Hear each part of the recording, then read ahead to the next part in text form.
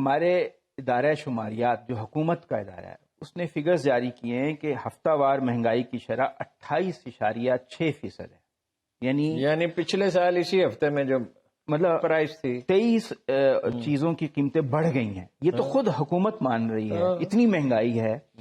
اور دسمبر میں یہ جو اب اگلا مہینہ ہے پاکستان نے سکوک بانڈز جاری کیے. سکوک بانڈز وہ ہوتے ہیں کہ حکومت قرض لیتی ہے، وہ کہتی ہے کہ اس پہ جو منافع دیں گے وہ شریعت کے مطابق ہوگا، وہ نام بدل دیتے ہیں، ہوتا تو وہی ہے. تو اس کے $1 ارب حکومت نے ادا کرنے ہیں، جبکہ حکومت کے پاس صرف 7.5-8 ارب ڈالر پڑے ہوئے ہیں. تو مطلب اور ریزروز ڈپلیٹ ہو جائیں گے. اسحاق ڈار صاحب تو کہہ رہے ہیں کہ ہم ادا کر دیں گے. نہیں، ادا تو کر دیں گے لیکن اس کے بعد حالت اور پتلی ہو جائے گی. حالت خراب ہے، اس کا ادراک کرنا چاہیے. کیا وہ ساتھی نے کہا تھا، چنا قحط سال درندر دمشق کہ یاراں فراموش کردند عشق.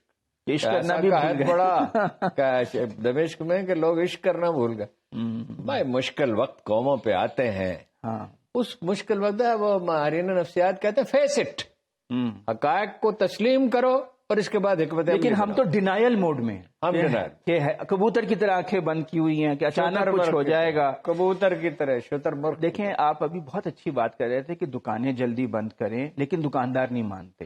نہ ماننے کا کیا سوال ہے جی. کہیں اپنا ایک دستہ فوج کا مال روڈ پہ بھیجیں، بند کریں اور صرف مال روڈ پہ بھیج دیں تو کافی ہے، اور تارک روڈ پہ بھیج دیں تو کافی ہے، اور قصہ خانی بازار میں بھیج دیں تو کافی ہے.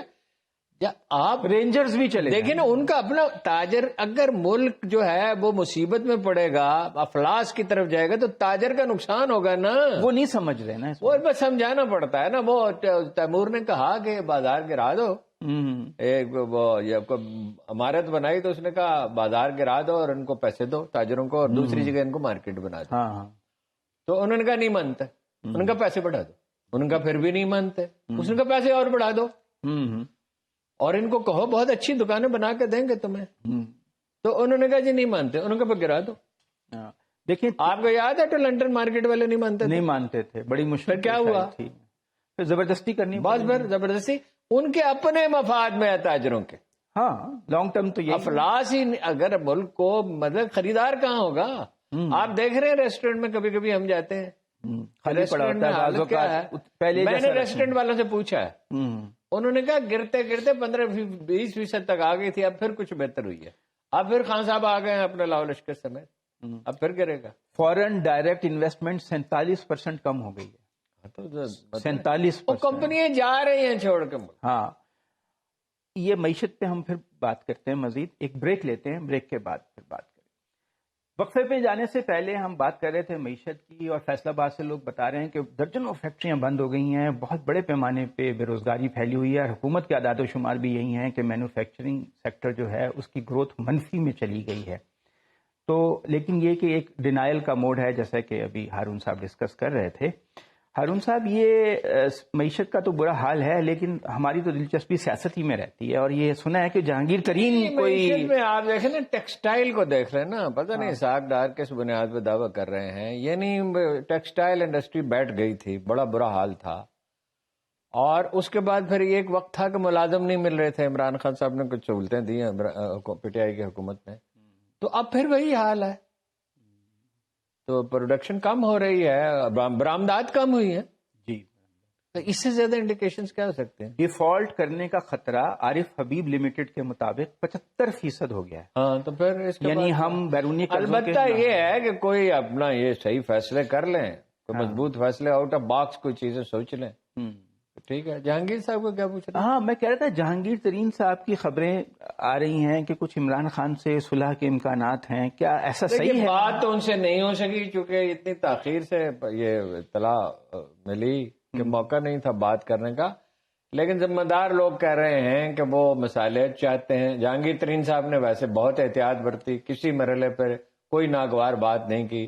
حتیٰ کہ دوست بھی ان کے پوچھتے تھے وہ کیوں ناراض ہو گئے، تو مجھے نہیں پتا، میں سمجھ نہیں سکا کیوں ناراض ہوئے. کچھ کیا سرائیاں تو تھی، کوئی گیس ورک تھا. تو جہانگیر ترین صاحب محتاط رہے، اور میرا خیال ہے ان کی صلح کا امکان موجود ہے، کیونکہ انہوں نے کوئی ایسی بات نہیں کی. ممکن ہے وہ پارٹی میں ویسی اہم پوزیشن ان کو دوبارہ نہ ملے، اس لیے کہ بھئی یہ جو مشکل وقت تھا اس میں تو اور لوگ ان کے ساتھ کھڑے رہے، محتاط بھی وہ ہو گئے ہیں. تو ظاہر ہے جو ان کے مخالفین پارٹی میں تھا، لیکن جہانگیر صاحب ترین صاحب جھگڑے میں پڑنے والے آدمی نہیں ہے، بہت سینسیبل ہے. انہوں نے مخالفت میں بھی عمران خان کو بلو دا بیلٹ کوئی ہٹ نہیں کیا، کچھ بھی انہوں نے کوئی ناگوار بات کی ہی نہیں. کیا علیم خان صاحب کا بھی چانس ہو سکتا ہے؟ دیکھو جی، علیم خان صاحب کو جتنا میں جانتا ہوں ایک سینسیبل آدمی ہے. میرے خیال میں انہوں نے جو حکمت عملی بنائی وہ درست نہیں تھی، اور غالباً غصے میں آ گیا آدمی، ہر کوئی غصے میں آ جاتا ہے، لیکن ہو سکتا ہے کسی وقت. لیکن وہ اس وقت تو بہت زیادہ آگے چلے گئے مخالفت میں. کوئی بات نہیں، آگے جانے والے پیچھے بھی واپس بھی آ جاتے ہیں. آپ رول پلے کر سکتے ہیں؟ نہیں، مجھ سے کوئی کہے تو میں کر سکتا ہوں، کیونکہ آپ تو عمران خان کے بڑے. نہیں، میں ان سے بات کر رہا ہوں، علیم خان صاحب سے بھی میں بات کر سکتا ہوں، ان سے بھی کر سکتا ہوں. وہ تو کوئی ایسی لیکن ان کے چاہنے پہ ہے نا، وہ میں اپنے طور پہ تو نہیں کر سکتا. ہارون صاحب، یہ سیاست کے معاملات تو چلتے رہتے ہیں، اور لیکن ایک بڑا صلح، آپ کو پتا ہے نا کہ اس کے بارے میں کیا ارشاد ہے؟ جی الصلح خیر، بھلائی صلح میں ہوتی ہے.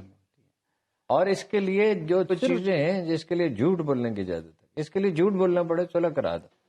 جتنی تلخی کم ہو، ماحول تاکہ بدگمانیاں دور ہو جائیں. اسلامی کلچر کا یہ حصہ ہے، لوگوں کی تلخیاں ختم کی جائیں، صلح کرائی جائے، بڑا کار ثواب ہے.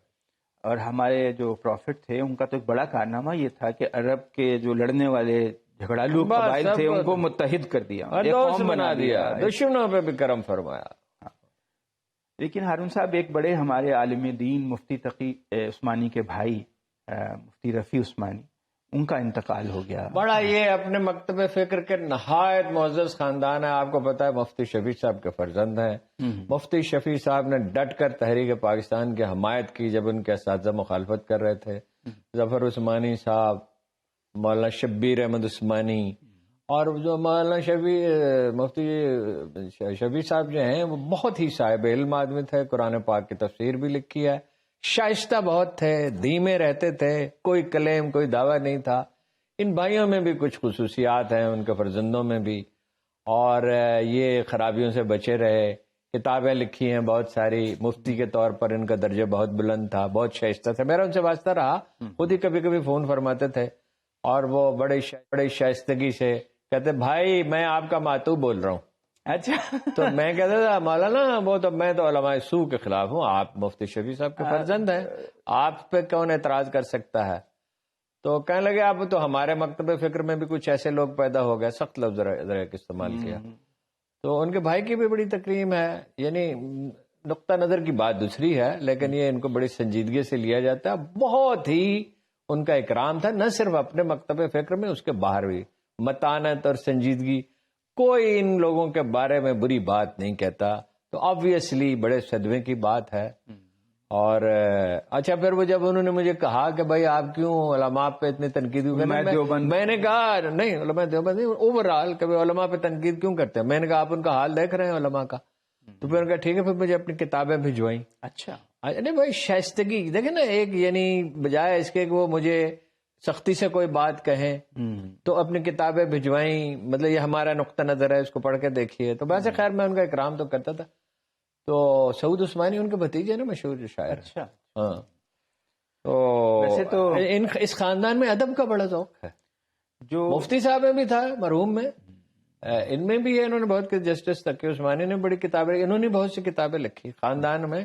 اور جو سعود کے والد ہیں تو بہت اچھے شاعر تھے، ان کے بھائی تھے. عام طور سے یہ سمجھا جاتا ہے کہ علماء دیوبند نے پاکستان کے قیام کی مخالفت کی تھی اور کانگریس کا ساتھ دیا، لیکن یہ دیوبند کے ان علماء میں ہیں جنہوں نے مولانا اشرف علی تھانوی نے، اور میں نے علماء کا نام لیا، انہوں نے ڈٹ کے حمایت کی، مگر بہت شائستہ رہے. یعنی یہ نہیں کیا کہ تحریک پاکستان کی مخالفت میں اپنے پھر اساتذہ کوئی، یعنی ہر حال میں شائستگی اور وقار کو برقرار.